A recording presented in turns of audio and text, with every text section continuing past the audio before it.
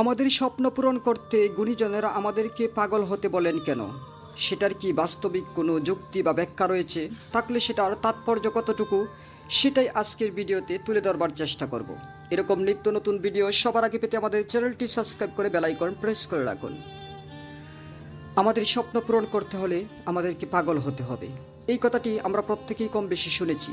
বিশেষ করে যারা মোটিভেশনাল স্পিচ দিয়ে থাকেন তারা এই কথাটির প্রতি অত্যন্ত গুরুত্ব দিয়ে থাকেন।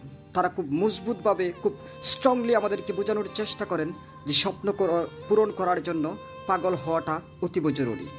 কিন্তু এই কথাটির পিছনের লজিক কী, যুক্তি কী, সেটা চলুন এখন বোঝার চেষ্টা করি। ধরে নিন কথার কথা, একটি স্থানে একজন পাগল আর একজন সাধারণ সুস্থ মানুষ বসবাস করছে। দুজনেরই খিদা পেয়েছে, খেতে হবে কিছু, কিন্তু কারো কাছেই কোনো টাকা পয়সা নেই, কোনো খাবার বস্তু নেই। এখন কার কী উদ্দেশ্য হবে বা কার মনে কী চিন্তা আসতে পারে সেটা একটু কল্পনা করুন তো। প্রথমত, যে সুস্থ মানুষটি রয়েছে সে চেষ্টা করবে আশেপাশের মানুষের কাছ থেকে ধার বা দেনা বা বাকিতে কিছু খাবার সংগ্রহ করা। অন্যদিকে পাগল ব্যক্তি যেটা রয়েছে সে চারপাশে তাকিয়ে দেখবে যে আশেপাশে কোনো খাবার রয়েছে কিনা। সেটা হতে পারে কোনো মানুষের কাছে, হতে পারে কোনো বৃক্ষে ফলমূল রয়েছে কিনা, সেটাই সে তালাশ করতে থাকবে। কথার কথা মনে করুন যে সেই সুস্থ মানুষটি কোনো মানুষের কাছে কোনো কিছু খুঁজে পেল না, আর অন্যদিকে একটি পাগল দেখতে পেল কোনো গাছে অথবা কোনো মানুষের হাতে কিছু খাবার রয়েছে। পাগলটি কী করবে? যদি কিছুটা মাথায় ব্রেন সুস্থ অবস্থায় থাকে তাহলে তার কাছে খাবার চাইবে, আর যদি ততটুকু ব্রেন তার মাথায় না থাকে তাহলে সেই খাবারটি সে চিনিয়ে নিয়ে আসবে। সে কিন্তু এটা চিন্তা করবে না যে এই খাবারটা চিনিয়ে আনতে গেলে তাকে মানুষ মারধর করতে পারে, গালমন্দ করতে পারে, তাকে গাড় ধরে থাড়িয়ে দিতে পারে, তাকে চরম বেইজ্জতি বা অপমান অপদস্থ করতে পারে। তার একটাই লক্ষ্য, তার একটাই নেশা, সেটা হচ্ছে যে তার প্রয়োজন তাকে মেটাতেই হবে। এটার জন্য সে তার মান সম্মানের তোয়াজ্ঞা করবে না, সে শারীরিকভাবে আঘাত পাবে কিনা সেটার চিন্তা করবে না। সে ক্ষুধার্ত চিল শকুনের মতো সে তার শিকারটাকে শুধুমাত্র চিনিয়ে নিয়ে আসবার চেষ্টা করবে। অন্যদিকে সুস্থ মানুষটির যেহেতু স্বাভাবিক জ্ঞান রয়েছে, সে কিন্তু চাইলেই এটা করতে পারবে না।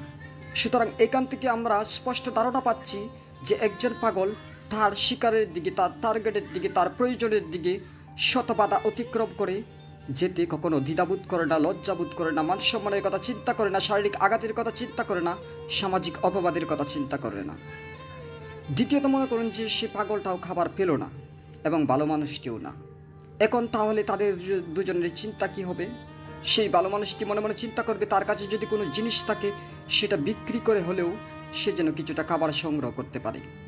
আর যদি সেটা নাও থাকে তাহলে চিন্তা করবে কোনো মানুষের কাছে খাবার চেয়ে খাবে, অর্থাৎ কারো দয়া বা করুণা ভিক্ষা চাইবে। অন্যদিকে পাগলটি চিন্তা করবে আমি যেহেতু আশেপাশে কোনো খাবার দেখতে পাচ্ছি না, সুতরাং সে যদি আরেকটু বড় মাপের পাগল হয় তাহলে সে কোনো ময়লা ডাস্টবিন নর্দমা থেকে কিছু খাবার বস্তু যদি পায় সেটা খেয়ে ফেলার চেষ্টা করবে। এখানে বিষয়টা হচ্ছে যে পাগল কিন্তু সে রোগক্রান্তির ভয় করছে না, সে এই খাবারটা ভালো না সেটার চিন্তা করছে না, তার মনে একটা ঘৃণা নেই যে এটা ময়লা, সুতরাং সে যেটা পাবে সেটাকেই খেয়ে ফেলার চেষ্টা করবে। অন্যদিকে ভালো মানুষটি কিন্তু আবারও অন্য মানুষের উপর ডিফেন্ড করতে শুরু করবে। এখানে কিন্তু পাগলের টার্গেটটা ঠিকই রয়েছে, সে কারো কাছ থেকে চিনিয়ে আনতে পারতেছে না, তাতে কি হলো, কিন্তু সে যা পাবে সেটাকেই খেয়ে ফেলবে, সে অন্য কারো প্রতি নির্ভরশীল হয়ে পড়বে না। পয়েন্টগুলো কিন্তু একটু মাথায় ধরে রাখবেন। প্রথমত, পাগল সে তার মান সম্মানের চিন্তা করলো না, সে শারীরিক আঘাতের কথা চিন্তা করলো না, সে ন্যায় অন্যায়ের কথা চিন্তা করলো না। দ্বিতীয়ত, সে কি কোনো ভয় মনে রাখলো না যে এটা খেলে তার অসুখ হতে পারে, এটা খাবার, এটা পচা বাসি, এটা খাওয়া যাবে না, সেই চিন্তাটাও কিন্তু তার মাথায় কাজ করবে না। তৃতীয়ত, মনে করুন যে সে পাগল এই নর্দমার খাবারটুকু খেলো না, আর পাশাপাশি সেই ভালো মানুষটিও তার জিনিসপত্র বিক্রিও করতে পারলো না, কারো কাছ থেকে খাবার চেয়েও পেল না। তখন কি করবে? সেই ভালো মানুষটি ঢুকে ঢুকে মরে যেতে চাইবে, কিন্তু সেই পচাবাসি খাবার খাবে না। অন্যদিকে পাগলটিও মনে করেন যে নর্দমাতে কিছু খুঁজে পেল না, সে যদি আর একটু বড় মাত্রার পাগল হয় তাহলে সে মাটি মুখে দিয়ে খেতে থাকবে।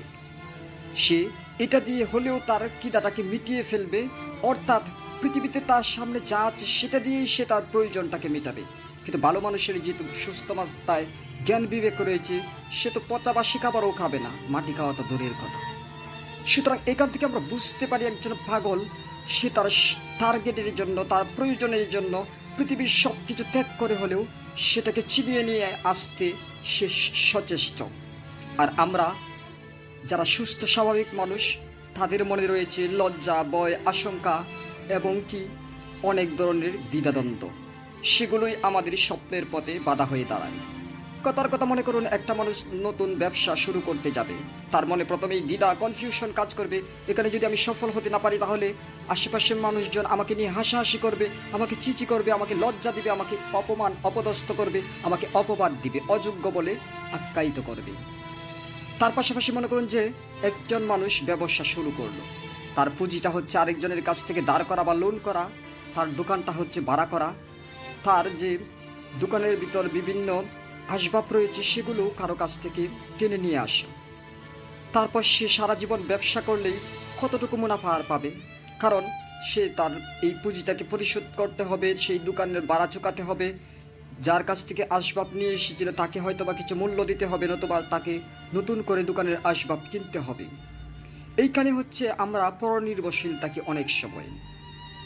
আমরা তো বাবুই পাখি আর চড়ুই পাখির গল্পটা সবাই শুনেছি, যে বাবুই পাখি কুড়ে ঘরে বসবাস করেও সে অহংকার করে বলতে পারে এটা আমার নিজের তৈরি করা, আর অট্টালিকায় বসবাস করার পরেও বাবুই পাখি চড়াই পাখিকে বলে যে এটা পরের, এটা তোমার নিজের নয়। সুতরাং আমাদের নিজের যতটুকু আছে পরনির্ভরশীল না হয়ে সকল রকম দ্বিধা, কনফিউশন মন থেকে জেরে জুড়ে ফেলে দিয়ে আমরা যদি নির্দ্বিধায়, নির্ভয়ে, নিঃসংকোচে নিজের মান সম্মানের কথা জলাঞ্জলি দিয়ে যদি স্বপ্নের দিকে, যদি লক্ষ্যের দিকে, যদি টার্গেটের দিকে এগিয়ে যেতে পারি, তাহলে আমাদের স্বপ্ন পূরণ হবে ইনশাল্লাহ, এটা নিশ্চিত এবং কনফার্ম। সুতরাং আমাদেরকে সেই পাগলের মতো করেই কে কী বললো, কে কী ভাবলো, কে কী করলো সেই দিকে মনোযোগ না দিয়ে আমাদের সাধ্য অনুযায়ী আমাদের সম্পূর্ণটা নিংড়ে দিয়ে আমাদেরকে স্বপ্ন পূরণ করার পথে সচেষ্ট হতে হবে। কারণ মানুষের জীবনটা খুবই ক্ষণিক, অতি ছোট, অতি ক্ষুদ্র। কখন যে আমাদের প্রাণ প্রদীপ নিভে যাবে, কখন যে আজরাইল এসে আমাদের সামনে দাঁড়িয়ে যাবে, সেটা আমরা কেউ বলতে পারি না। পৃথিবীতে এরকম লক্ষ লক্ষ কোটি কোটি মানুষ আছে যারা শিশুকাল থেকে মনের ভিতর স্বপ্ন লালন করে একটা সুযোগের অপেক্ষায় থাকতে থাকতে একটা সময় তার প্রাণ প্রদীপ নিভে যায়, তার জীবনের অবসর হয়ে যায়, কিন্তু সে তার স্বপ্ন আর পূরণ করতে পারে না। অন্যদিকে 1%-এরও বেশি মানুষ তার যতটুকু আছে সেই সীমিত ক্ষুদ্র পুঁজিটুকু নিয়ে সে তার মতো করে তার স্বপ্নটাকে পূরণ করার জন্য প্রতিনিয়ত লড়াই করে যায়, প্রতিনিয়ত সে বাস্তবতার সাথে যুদ্ধ করে, প্রতিনিয়ত সে তার স্বপ্নের পথে তিল তিল করে এগিয়ে যায়। দুজনেই মৃত্যুবরণ করে, কিন্তু একজনের মনে থাকে এক প্রশান্তি, সে তার স্বপ্নটাকে পূরণ করতে পারুক আর না পারুক, সে সারা জীবন চেষ্টা চালিয়েছে। আর সারা জীবন চেষ্টা চালালে সে সফল হবে বলেই নিশ্চিতভাবে ধরে নেওয়া যায়। যদি 100% সফলতা নাও পায়, তবুও যে সে অনেকটাই স্বপ্নের পথে এগিয়ে যাবে সেটা তো অবশ্যই নিশ্চিত। আর অন্যদিকে যেই ব্যক্তি শিশুকাল থেকে মনের ভিতর আশা জাগিয়ে রেখে সারা জীবন শুধু স্বপ্নই দেখে গেল, সে কিন্তু শূন্য হাতেই পৃথিবী থেকে চলে গেল। তার স্বপ্নের ভুবনে আর হাঁটা হলো না, তার স্বপ্ন পূরণ হলো না, সে আর এই পৃথিবীতে তার যে মনের কল্পনা সেটাকে বাস্তবে রূপ দিতে পারলো না। তো ফ্রেন্ডস, আমাদেরকে অবশ্যই পাগলের মতোই সচেষ্ট হতে হবে, নিজের টার্গেটটাকে চিনিয়ে নিতে, নিজের স্বপ্নটাকে পূরণ করতে, নিজের লক্ষ্যের দিকে এগিয়ে যেতে এবং নিজের কল্পনার ভুবনটাকে পৃথিবীর বুকে বাস্তব করে তুলতে। যদি আপনারা সেই রকম মনে উৎসাহ, অনুপ্রেরণা, উদ্দীপনা নিয়ে এগিয়ে যেতে পারেন, তাহলেই দেখবেন একদিন আপনার স্বপ্নের ভুবন আপনার হাতে ধরা দিয়েছে। আপনি অধরাকে ধরতে পারবেন, অদেখাকে দেখতে পারবেন, নিজের কল্পনাকে নিজের চোখের সামনে বাস্তবে হাসতে দেখবেন, বাস্তবে বাসতে দেখবেন, বাস্তবে গাইতে দেখবেন। তখন দেখবেন জীবনটা কত সুন্দর, কত ভালো লাগার যে মুহূর্ত আপনার সামনে চলে আসবে, সেটা এখন কল্পনাও করতে পারবেন না। পৃথিবীতে সফলতা পাওয়ার জন্য শুধুমাত্র শুরু করাটাই হচ্ছে অনেক বড় ইম্পর্ট্যান্ট একটা বিষয়বস্তু। আমি সারা জীবন কথা বলে যাব, কিন্তু আপনি যদি সেটা শুনেন, মনের ভিতরে চিন্তা করেন, কিন্তু বাস্তবে স্টার্ট না করেন, তাহলে কখনো এটা পূরণ হবে না। আজকে থেকে প্রতিজ্ঞাবদ্ধ হন, আপনার যেটা স্বপ্ন রয়েছে, আপনার যেটা আশা প্রত্যাশা আকাঙ্ক্ষা রয়েছে, সেটা আজকে থেকে শুরু করবেন। কতটুকু পূরণ করতে পারবেন এই দিকে চিন্তা এখন না করলেও চলবে, কারণ আপনি যদি শুরু করেন একটা সময় সেটা শেষ হবেই। আপনি না পারলে আপনার ভবিষ্যৎ প্রজন্ম হলেও সেটাকে কমপ্লিট করে দেখাবে পৃথিবীর বুকে। পৃথিবীতে এক সময় কি ছিল, মানব সভ্যতা যখন শুরু হয়েছিল আজকের মতো এরকম আধুনিক ছিল, এরকম অট্টালিকা ছিল, এরকম হাতে হাতে ডিভাইস ছিল নাকি কারেন্ট বিদ্যুৎ ছিল? কিন্তু মানুষের চেষ্টার কারণেই কিন্তু এত আধুনিক এত স্মার্ট একটা পৃথিবী আমরা পেয়েছি। আজকে আমরা স্মার্ট যুগে ডিজিটাল যুগে এসে বসবাস করছি।